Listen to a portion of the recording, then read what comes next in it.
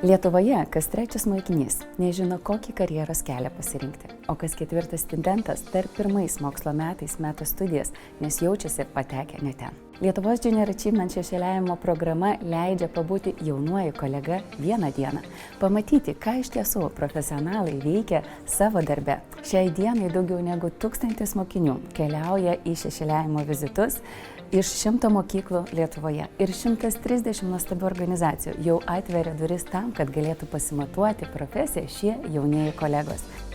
Ačiū nuostabiems Lietuvos mokytojams, kurie skiria laiką ugdyti jaunuosius talentus, padėti jom parašyti pirmąjį CV, motyvacinį laišką. Ačiū nuostabieji verslai, nepelno siekiančios organizacijos, valstybinės įstaigos, kurias atveria duris ir parodo, kaip atrodo tas iš tiesų profesionalo kelias kasdieną.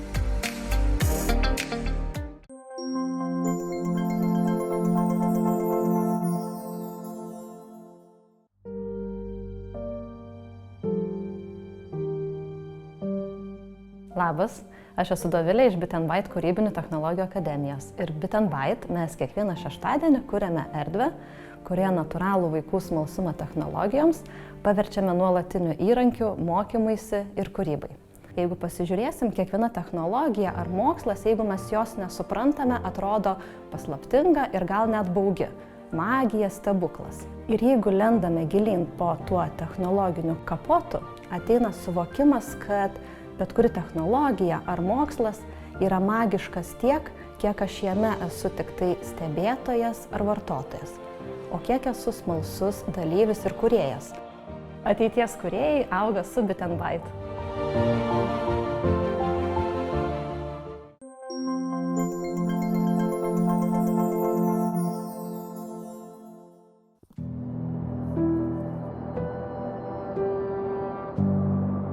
Orūs namai yra socialinis projektas, tai yra senjorų daugiabučiai, unikalūs Lietuvoje. Šiuose namuose gyvena būtent vyresnio amžiaus žmonės, kurie dėl kažkokių krizinių situacijų, dėl savo sprendimų, kurie nepasiteisino, yra likę be namų ir jiems reikia tiesiog saugių, patogių, senjorui įkandamų namų, kur jie galėtų nuomotis butus.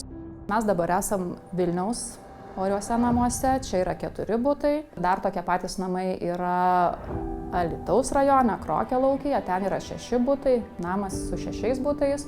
Ir šiuo metu remontuojam 3 tokius orius namus, kurie bus Vabalninke ir ten jau bus 11 butų. Nuo 2018 metų jau čia žmonės gyvena ir jiems čia labai gerai.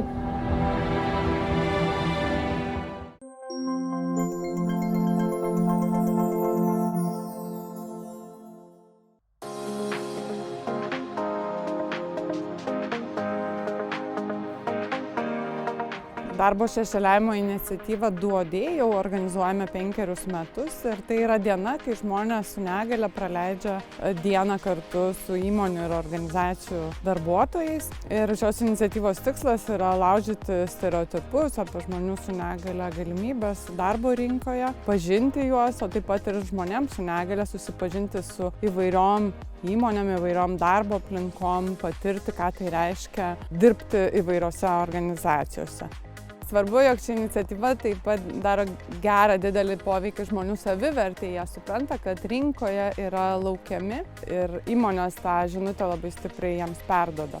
Šią iniciatyvą parodome, jog įtrauktis ir įvairovė iš tiesų praturtina tiek darbo rinką, tiek ir visą mūsų visuomenę.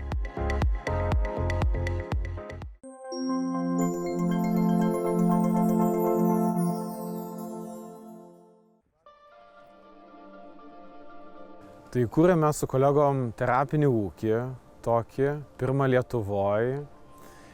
Ir jau 3 metus ten dirbam su paaugliais ir jaunuoliais, kurie susiduria su įvairiausiais iššūkiais. Dažniausiai būna patekę į kažkokias nepalankes aplinkybės. Tai jie ūkiai randa tokį didelį galimybių lauką, ką jie gali veikti ir kas jiems limpa prie rankų. Stengiamės atliepti, kiek galim jų poreikių pagal kažkokią esamą situaciją.